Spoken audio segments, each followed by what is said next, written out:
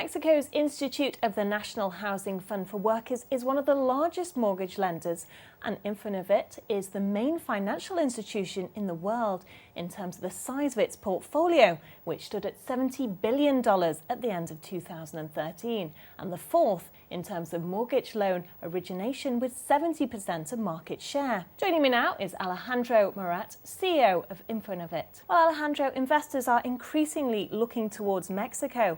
What are the main reforms being initiated by Mexico's government? Clearly, it's Mexico's moment. Today, President Enrique Peña Nieto has pushed forward more than 11 reforms in less than 18 months. The most important reform, the energy reform, a reform that's focused on the oil, the electric and the gas sectors by generating a new model of public and private synergies to impact productivity, competitiveness, and clearly generate more opportunities for the underprivileged and to decrease clearly inequality in Mexico. Another example can be the competition reform. This reform clearly establishes a stronger legal framework so that we have a stronger antitrust authority that has the capacity to enforce this type of legislation and have the opportunity to establish a level playing field that will impact the consumers in prices and competition. Now, we also have the fiscal reform, a reform that's focused on a progressive tax system to increase that tax collection to focus more on public goods and services. Now, another important reform is the education reform that is focused more on human capital expenditure and less on operational expenditure. Well, housing is a major sector in Mexico. What strategies are envisaged to better integrate planning and investment for housing and urban development? This new government understands that urban planning has to have an integral perspective. You have to incorporate housing into urban planning to generate an agenda on competitiveness, productivity, regional development, and quality of life. And how can we achieve that? Well, the agenda established in these reforms focus on four big pillars. The first pillar is better interinstitutional relations, horizontally on the three levels of government, and also vertically on all the federal government. Second, a big agenda on urban planning. In Mexico, we were only focused on housing. Now we need to generate the right infrastructure to generate the right surroundings. What is Infonavit's approach to sustainability? By having more efficient use of all the goods around us. Second, an impact in the social aspects, generating stronger fundamentals in the social interaction of the people, but also in the opportunity of having more public goods and services. How can we achieve that? By having workshops and more subsidy programs.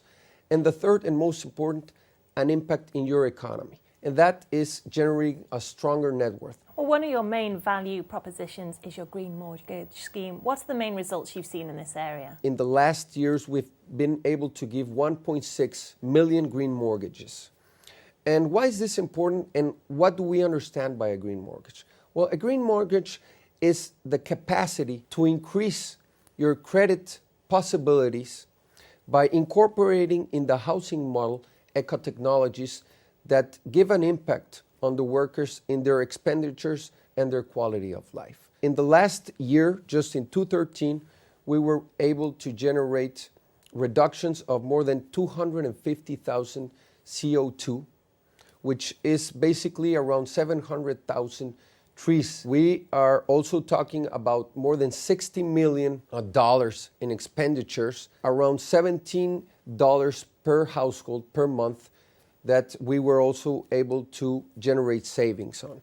And the last element is that we are also considering, if we compare, around 20 million cubic meters of water that we were also able to save with these green mortgages. What measures are you considering to target workers who are not eligible to acquire Infonavit's financial solutions? One of the third pillars in this agenda is to reduce the housing deficit. And we've been able to analyze two fundamental aspects. The opportunity to use our platform and other platform of housing institutions in the public sector and in the private sector To increase this demand, we're able to serve the municipal and state workers that in the former years we weren't able to serve.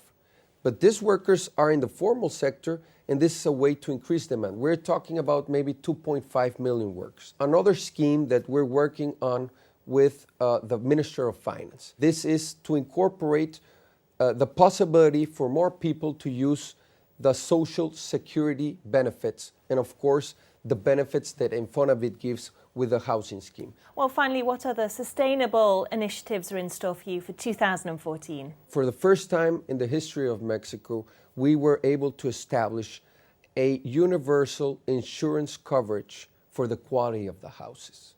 Second, we're also pushing forward an improvement program of the housing units that were constructed already. Out of 4 people in Mexico, 1 lives in this type of housing units. So we're going to go into these units to have 3 fundamental aspects: a technical approach, a social approach, and a cultural approach. We are going to go into the public areas and rehabilitate these areas.